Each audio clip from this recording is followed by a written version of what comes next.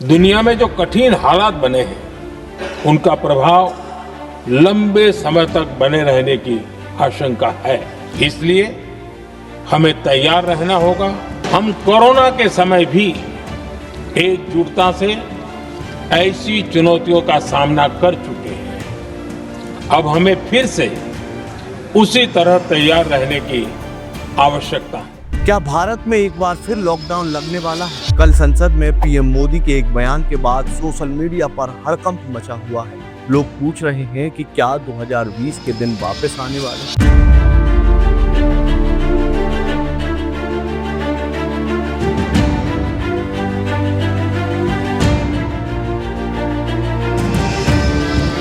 आखिर पीएम ने ऐसा क्यों कहा कि हमें कोविड काल जैसी तैयारी रखनी होगी? आज के वीडियो में हम सनसनी नहीं बल्कि सीधे संसद से आए तथ्यों की बात करेंगे और जानेंगे ईरान इजराइल युद्ध के बीच इस बयान का असली मतलब क्या है। नमस्कार, मेरा नाम है अंकित, आप देख रहे हैं आयुध। आपने अब तक यदि आयुध को सब्सक्राइब नहीं किया तो सबसे पहले आप आयुध को सब्सक्राइब कीजिए ताकि इस तरीके की खबरें आपको मिलती रहे।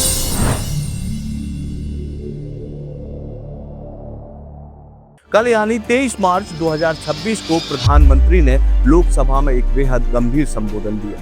उन्होंने ईरान और इजराइल के बीच पिछले 4 हफ्तों से चल रहे भीषण युद्ध पर भारत का पक्ष रखा और उन्होंने स्पष्ट कहा कि यह संकट सिर्फ पश्चिमी एशिया का नहीं बल्कि इसका असर पूरी अर्थव्यवस्था पर पड़ेगा।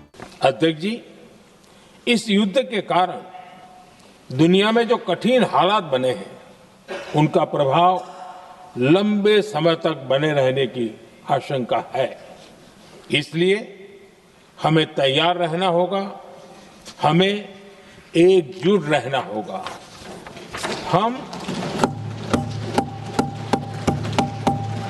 हम कोरोना के समय भी एकजुटता से ऐसी चुनौतियों का सामना कर चुके हैं। अब हमें फिर से उसी तरह तैयार रहने की आवश्यकता है। धीरज के साथ, संयम के साथ, शांत मन से हमें हर चुनौती का मुकाबला करना है। यहाँ पीएम के शब्दों पर गौर कीजिए। उन्होंने कहा कि हमें उसी एकजुटता और तैयारी की जरूरत है जैसे हमने कोविड के समय पर एकजुटता दिखाई। अब गौर करने वाली बात है कि यहाँ तैयारी का मतलब घर में बंद होना या बीमारी से लड़ना नहीं, बल्कि युद्ध से पैदा होने वाली आर्थिक महामारी और सप्लाई चेन के टूटने से लड़ना। आपको बता दें कि भारत अपनी जरूरत का लगभग 88% कच्चा तेल और 60% एलपीजी उन्हीं रास्तों से लाता है जो इस वक्त युद्ध की वजह से ब्लॉक हो रहे हैं। विशेषकर हॉर्मुज स्ट्रेट का रास्ता बंद होने से भारत के सामने बड़ी चुनौती खड़ी हो गई है। इसके अलावा खाड़ी देशों में हमारे करीब 1 करोड़ से ज्यादा नागरिक रहते हैं जिन्हें सुरक्षित रखने या जरूरत पड़ने पर वापस लाने के लिए वंदे भारत जैसे बड़े मिशन की मानसिक तैयारी रखने का इशारा पीएम मोदी ने कल संसद में किया है। अब सवाल आता है कि यह तैयारी और सावधानी हमारे लिए इतनी जरूरी क्यों है। इसे समझने के लिए हमें अपने पड़ोसी देशों के हाल देखने होंगे। आज पाकिस्तान और बांग्लादेश में हालात बेकाबू हो रहे हैं। इस युद्ध की वजह से सप्लाई चेन टूटते ही बांग्लादेश में ईंधन की राशनिंग शुरू हो गई है। गाड़ियों के लिए पेट्रोल मिलना मुश्किल हो गया है और वहां सड़कों पर लगातार प्रदर्शन हो रहे हैं। वहीं यदि पाकिस्तान की बात करें तो पाकिस्तान में पेट्रोल की कीमतें रातों रात 55 रुपए प्रति लीटर तक बढ़ा दी गई हैं और गैस की कीमतें लगभग दोगुनी हो गई हैं। वहाँ लोग पैनिक बाइंग कर रहे हैं और अर्थव्यवस्था लगभग ढहने की कगार पर। भारत इन देशों जैसी स्थिति में ना फंसे, इसलिए पीएम मोदी ने समय रहते ये चेतावनी दी। अब आपके मन में एक सवाल आ रहा होगा कि अगर चुनौती इतनी बड़ी है तो सरकार क्या कर रही है। तो आपको बता दें कि सरकार हाथ पर हाथ रख कर नहीं बैठी है, बल्कि पिछले 48 घंटों में कई बड़ी बैठकें हुई, जिसमें 22 मार्च को कैबिनेट कमेटी ऑन सिक्योरिटी यानी सीसीएस की एक हाई लेवल मीटिंग हुई है जिसमें सुरक्षा एजेंसियों को अलर्ट पर रखा गया।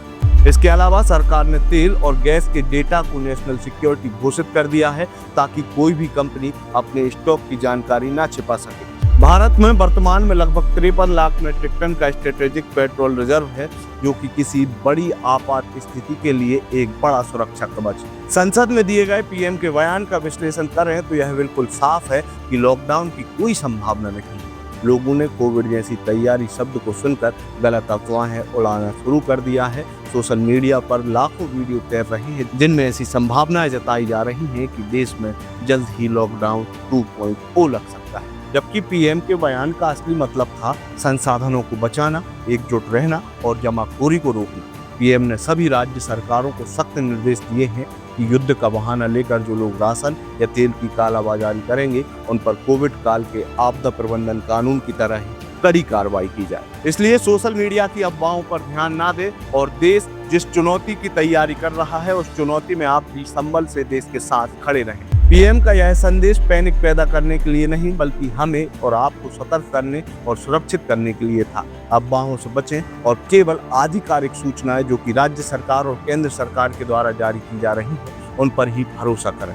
आपको यदि हमारी ये वीडियो पसंद आई हो तो इसे अपने दोस्तों और रिश्तेदारों के साथ जरूर साझा करें।